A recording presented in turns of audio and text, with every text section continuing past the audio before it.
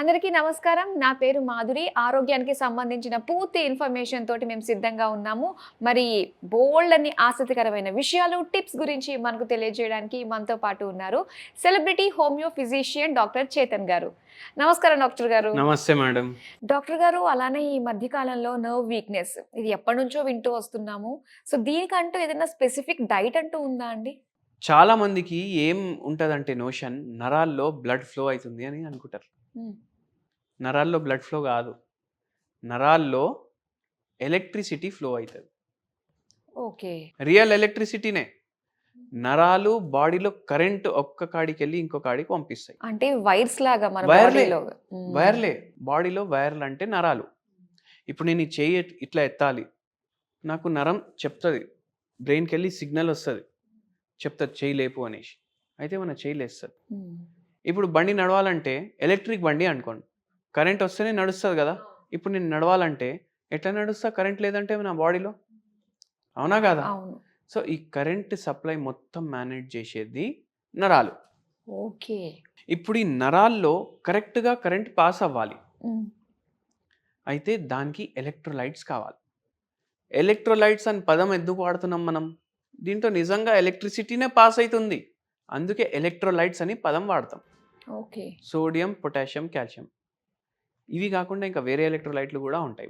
ఇవి సమానంగా ఉండాలి. ఇప్పుడు ఒక పేషెంట్ మన దగ్గర వచ్చిండ్రు. ఆ పేషెంట్కి లంబార్ రీజన్లో డీజెనరేటివ్ చేంజెస్ ఉన్నాయి. డిడిడి అనేసి ఒక రోగం ఉంటుంది. Degenerative disc disease. ఓకే. చుమ్ చుమ్ చుమ్ చుమ్ అంటున్నాయి కాళ్ళు, నమ్నెస్ ఉంది, తిమ్మిర్లు ఉన్నాయి, మళ్ళీ తొడల్లో ఏమో చీమలు కరిచినట్టు అవుతుంది. ఓకే. మళ్ళీ దాని తర్వాత నడుము విపరీతంగా నొప్పి, ఆపరేషన్ చేయించుకోండి అనేసి అడ్వైజ్ ఇచ్చిండ్రు. ఇప్పుడు పేషెంట్కి ఏంటంటే ఆపరేషన్ చేయించుకోవాలని లేదు. ఎందుకంటే ఫుల్ భయం ఉంది. మన గురించి ఎవరో చెప్తే మన దగ్గరకు వచ్చిండ్రు. అండ్ సమ్మర్ సీజన్లో మెయిన్ ప్రాబ్లం ఏమవుతుందంటే బాడీ తొందరగా డిహైడ్రేట్ అవుతుంది కదా, ఆకలి కూడా తొందరగా అవుతుంది.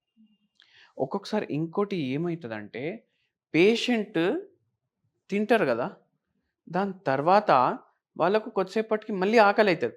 వాళ్ళకి అయ్యేది యాక్చువల్లీ దాహం. వాళ్ళకి యాక్చువల్లీ దాహం అవుతుంది, కానీ బాడీ ఏమో రాంగ్ సిగ్నల్ పంపిస్తుంది ఆకలి అవుతుందని. సో వాటర్ కన్జంప్షన్ మీద మీరు చాలా ఫోకస్ పెట్టుకోండి.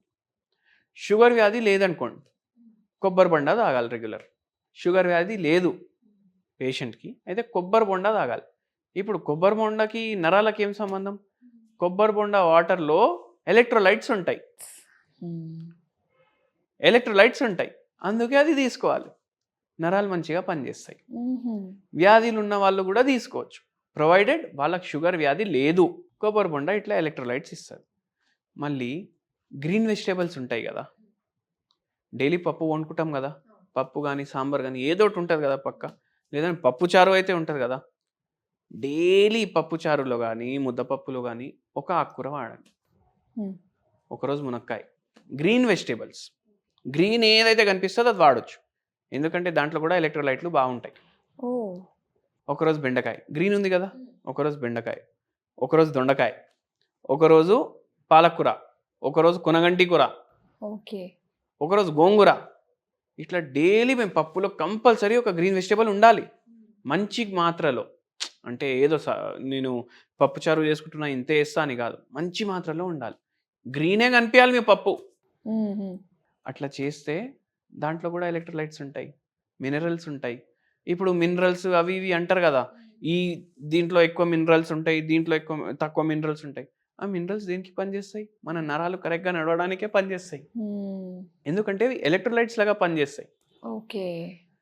అట్లా ఇప్పుడు బ్యాటరీ ఉంటుంది కదా ఫోన్లో, ఆ బ్యాటరీలో ఉన్న ఏదైతే పౌడర్ ఉంటుంది అది ఏముంటుంది? ఎలక్ట్రోలైట్లు ఉంటాయి.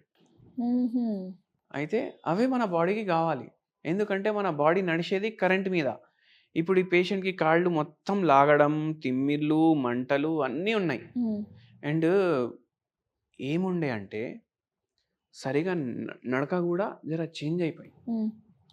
ఈ పేషెంట్కి మనం ఇవన్నీ మీకు చెప్పినవే ఇంక్లూడ్ చేసినాము. సమ్మర్లో అయితే ఇవి చాలా మంచివి, ఈ డైట్ ఫాలో చేయడం. ఈ పేషెంట్కి ఇవి ఇంక్లూడ్ చేసుకుంటా హోమియోపతి మెడిసిన్ ఇచ్చినాము.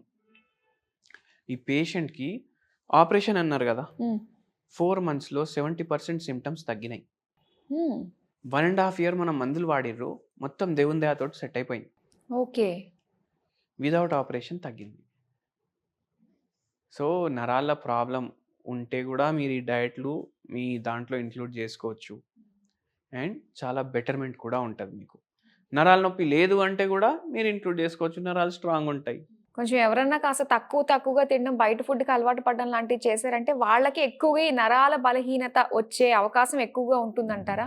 అవును, మళ్ళీ ఆక్సిడేటివ్ స్ట్రెస్ పెరిగిపోతుంది కదా బాడీలో. వాడు 1 కేజీ కర్రీలో 1/2 కిలో నూనె వాడతాడు. ఓకే. మనకు బయట టేస్ట్ ఎందుకు నచ్చుతుంది మీరు చెప్పండి? అదే ఆయిల్స్, ఉప్పు, ఆయిల్. కారాలు అన్నీ ఆ. బావుంటాయని. కారాలు ఓకే.